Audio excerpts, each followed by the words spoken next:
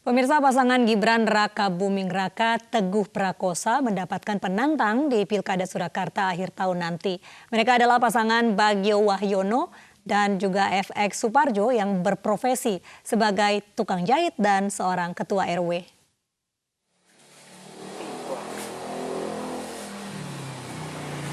Di tengah hiruk-pikuk dan sorotan Gibran Teguh yang diprediksi akan melawan kota kosong di Pilkada Surakarta, kini muncul penantang buat mereka di jalur independen. Mereka yakni pasangan Bagio Wahyono, FX Suparjo.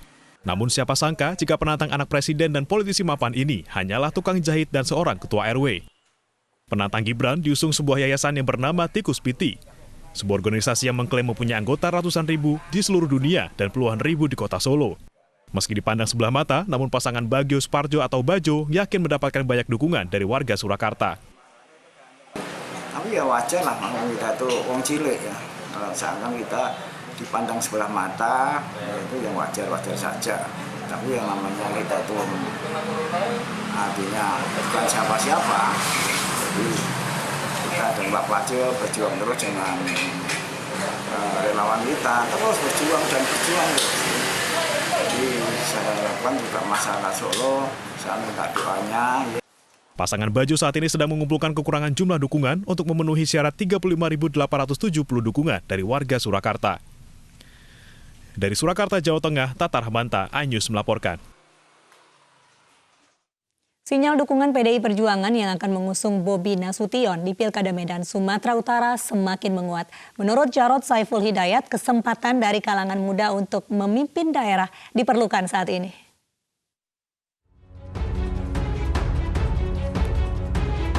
Di hadapan para kadernya, Ketua DPP sekaligus pelaksana tugas DPD PDI Perjuangan Sumatera Utara, Jarod Saiful Hidayat mencontohkan sikap partainya yang mengusung kalangan muda. Salah satunya mendukung Gibran Raka Buming Raka di Pilkada Solo. Hal ini semakin menguatkan sinyal DPP PDI Perjuangan yang akan mengusung Bobi Nasution dalam Pilkada Kota Medan, Sumatera Utara. Ini masa kita ini kan kita juga harus memberikan ruang, kesempatan kepada anak muda. Kalau Bobi itu menantunya Pak Jokowi, ya memang iya. Apa tidak boleh? Tidak boleh. Ini adalah sistem demokrasi kita. Di dalam demokrasi setiap orang mempunyai hak dan kesempatan yang sama. Anak muda memiliki kesempatan untuk memimpin suatu daerah tanpa memikirkan latar belakang keluarga. Dari Pematang Siantar, Sumatera Utara, Dharma Setiawan, iNews melaporkan.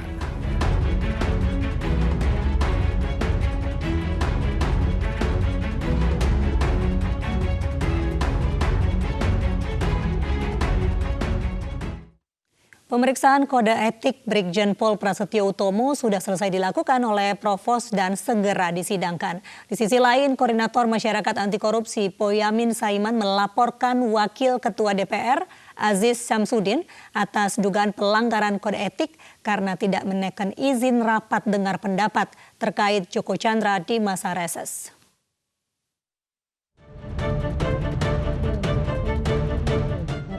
Tim Satgas Bareskrim Mabes Polri menaikkan status kasus pidana penerbitan surat izin Joko Chandra ke tahap penyidikan. Penyidik telah memeriksa 6 orang saksi yang terdiri dari staf koordinasi dan pengawasan PPNS serta Pusdokes.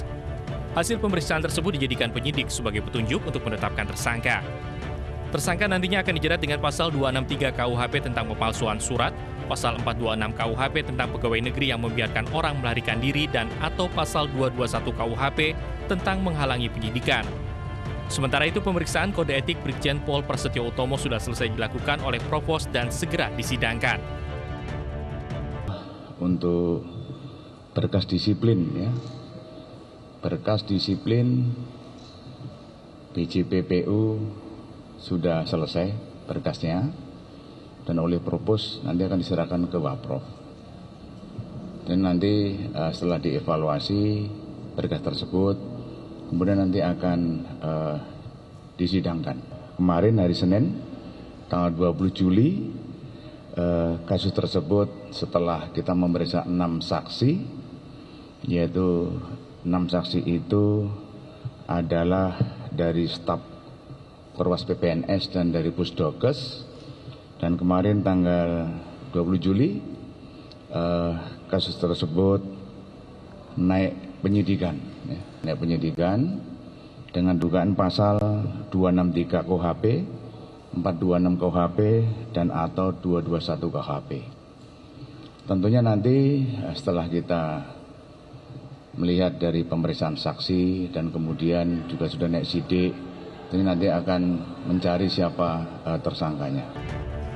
Di sisi lain, Koordinator Masyarakat Anti Korupsi Boyamin Saiman mendatangi Mahkamah Kehormatan Dewan untuk melaporkan Wakil Ketua DPR Aziz Syamsuddin atas dugaan pelanggaran kode etik. Menurutnya, sikap Aziz yang enggan menaikkan surat izin rapat dengar pendapat terkait Joko Chandra di masa reses bagi Komisi 3 telah melanggar ketentuan Peraturan DPR Nomor 1 Tahun 2015 tentang kode etik. Namun pandangan Boyamin Saiman berbeda dengan Wakil Ketua DPR Sufmi Dasko Ahmad yang menyatakan langkah Aziz Syamsuddin tepat dan tak melanggar kode etik.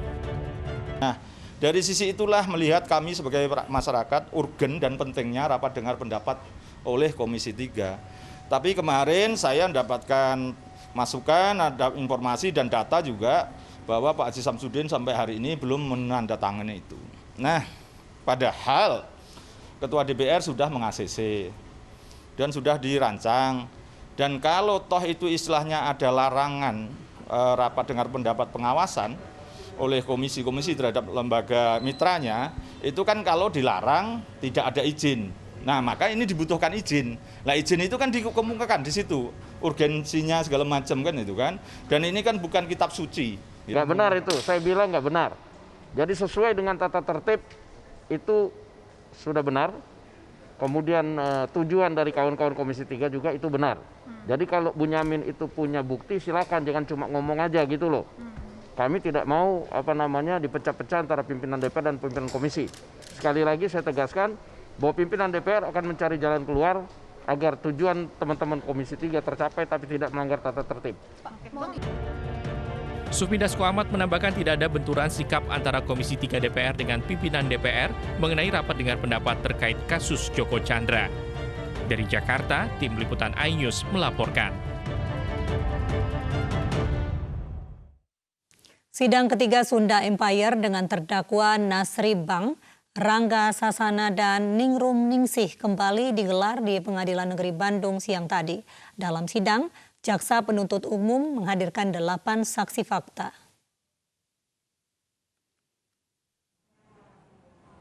Saksi yang dihadirkan Jaksa Penuntut Umum merupakan 5 budayawan dan 3 orang anggota Sunda Empire. Saksi dari budayawan mengatakan bahwa mereka sudah mencemarkan etnis Sunda menjadi tercemar. Selain itu, menurut kesaksian anggota Sunda Empire, mereka tidak mengetahui asal-muasal lahirnya kerajaan fiktif tersebut. Sidang lanjutan akan digelar Selasa depan dengan agenda menghadirkan saksi dari petinggi Sunda Empire. Saya mendukung dakwaan JPU. Mendukungnya kan bahwa Sunda Empire memang seperti itu, bahwa sebenarnya Sunda Empire itu kan berita bohong. Artinya tidak pernah ada yang namanya kerajaan Sunda Empire, tapi dia memproklamasi diri sebagai Sunda Empire dengan program-programnya yang tadi sudah dengar sendiri dalam persidangan. Dan semua fakta itu bohong, tidak pernah ada. Dan karena akibatnya itu, karena sudah diberitakan, dipublikasikan lewat media sosial media, ada yang menjadi kegaduhan di masyarakat. Tolak pemakaman jenazah positif COVID-19, keluarga jenazah menganiaya petugas. Kami hadirkan informasinya usai jeda berikut.